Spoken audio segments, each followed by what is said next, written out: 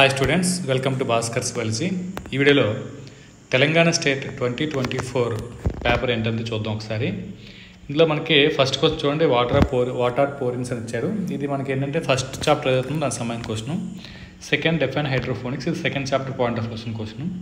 Next third వచ్చేసరికి what is the shape of T4 phase.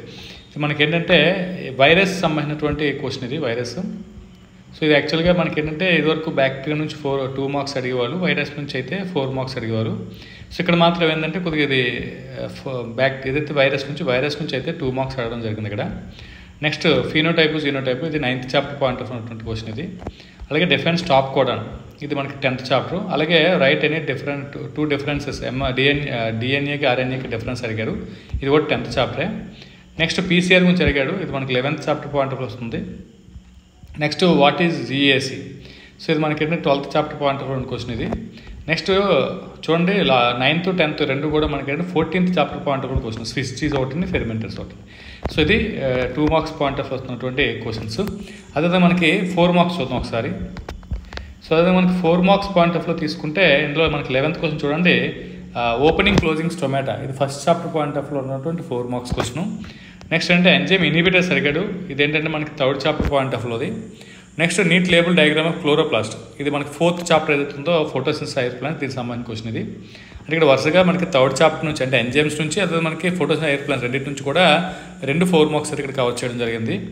Next జెపడెన్స్ ఇచ్చాడు మనకి 6th chapter point first question ఇది. Next conjugation in bacteria, ఇది మనకి 7th chapter ఏదైతుందో, అంటే ఇది మనకి వైరస్ నుంచి 2 మార్క్స్ వస్తుంది కాబట్టి బ్యాక్టీరియా నుంచి 4 మార్క్స్ అడిగారు. ఇన్ కేసు బ్యాక్టీరియా నుంచి కానీ 2 మార్క్స్ అడిగితే వైరస్ నుంచి 4 మార్క్స్ వచ్చేవేమో.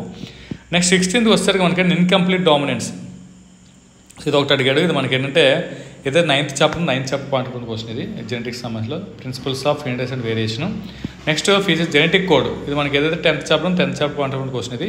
నెక్స్ట్ బీటీ కాటన్ అడగడం జరిగింది. సో బీటీ కాటన్ ఏంటంటే ఏదైతే మనం 12th చాప్టర్ అనుకున్నాం, 12th chapter biotechnology and its applications, so ఈ చాప్టర్ సంబంధించిన క్వశ్చన్ ఇది.